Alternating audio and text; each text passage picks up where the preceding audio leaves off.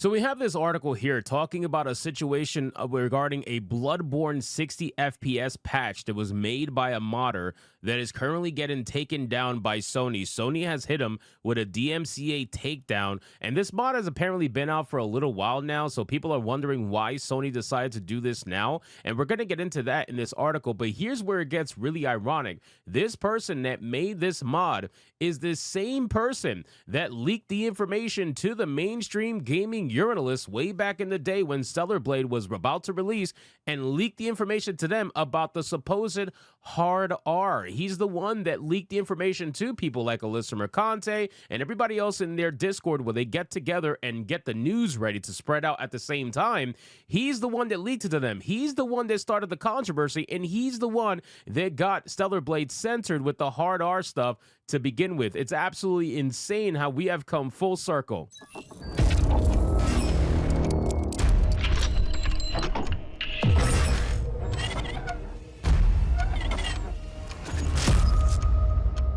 So again, ladies and gentlemen, we're going to talk about both things, but I want to cover the whole Bloodbourne nonsense that's happening right now because, listen, Bloodbourne is one of my favorite games of all time. I think a lot of you guys love Bloodbourne as well, and it's one of those video games that people are scratching their head and wondering, how the hell have we not gotten at least a remaster at some point in time, or even a remake or a PC release? How have we not gotten one for Bloodbourne? It makes absolutely no sense. It's one of the most requested PC releases of all time, I gotta imagine, and I gotta wonder if this game were to ever release on PC, what the numbers would look like for that game. But that's besides the point. Bloodbourne 60 FPS patch has been taken down now recently because of a DMCA takedown by Sony, and people are asking why now. So let's get into this article. But of course, before we do, if you are new here, just consider hitting that subscribe button. I would greatly appreciate it, and like the video to push us out into that YouTube algorithm. So it says the creator of the high-profile Bloodbourne 60 FPS patch has said he's received a DMCA takedown from Sony. A well-known video game tinkerer, Lance McDonald, announced the news in a tweet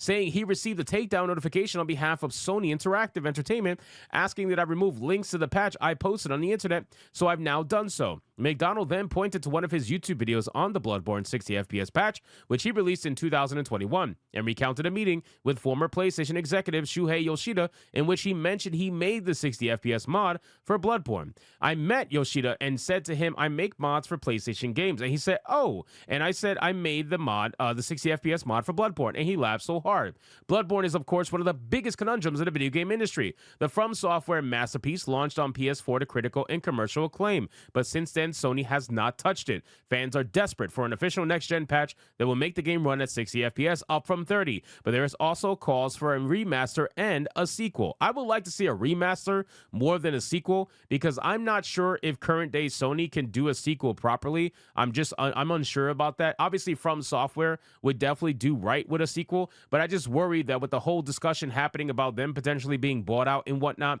I worry about a potential sequel. So I would much rather have a remaster without censorship, mind you. We gotta make sure we say that. Without censorship, more than anything, more than a sequel. Or a PC release. Can I get a PC release, please? That leaves it to the likes of McDonald to plug the gap. But more recently, fans managed to get PS4 emulators to deliver something akin to a remaster on PC. The tech experts at Digital Foundry released a video covering a breakthrough in PS4 emulation via Shad PS4, which means Bloodbourne is now fully playable start to finish in 60 frames. Could this breakthrough have triggered an aggressive response from Sony?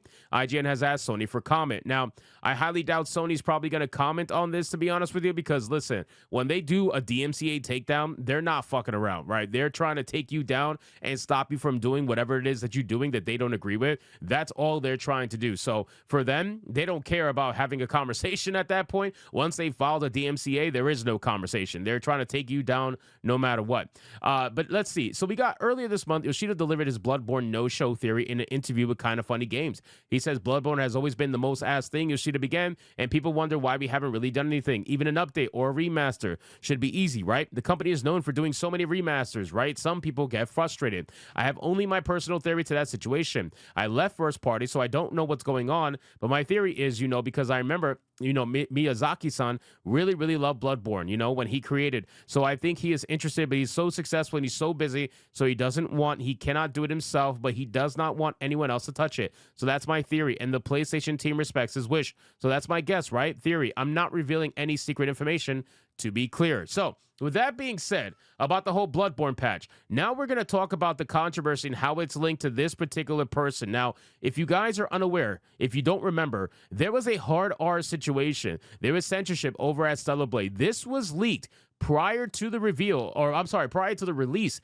of Stellar Blade. The whole screenshot with the hard R nonsense was circulating all the way through all the mainstream gaming journalists. They were making articles, they were throwing it around everywhere and saying how Stellar Blade is so racist and how they're culturally insensitive and how this is why you need consultants, because things like this happen and it wouldn't happen if you had consultants. Well, we all know that's not true, right? Look at how many video games have had consultants and they still end up having racially insensitive things. I'm looking at you, Assassin's Creed Shadows. So the whole narrative about needing consultants obviously was never true. It was just a way for the mainstream gaming journalists to try to utilize Stellar Blade to push their agenda of forcing consultants into video games where most video games don't need them. And Stellar Blade was a prime example of how you do not need cultural whatever. I don't even know what to even call them. You don't need them in order to make a badass video game. So they tried to take the game down with this controversy. And who's the one that linked it? Or who's the one that leaked it? None other than Lance McDonald, ironically. The man who made the Bloodbourne 60 FPS patch, which I don't even think most people even realize. I don't even think people put those two things together, that he is the one that actually leaked it. And then when it was found out that he was the one that leaked it, they end up having a conversation with Grums. They go back and forth. They end up supposedly parting ways on good terms, and then he ends up slamming Grums in the Discord server that he's in with certain people, and he says the following. Well, let's read Grums' post. I deleted Man Fight Dragon's response to his posting of the hard R screenshot in Stellar Blade. After working together to update my post with his answers and making nice on Twitter, he spent the next hour in his Discord slamming me.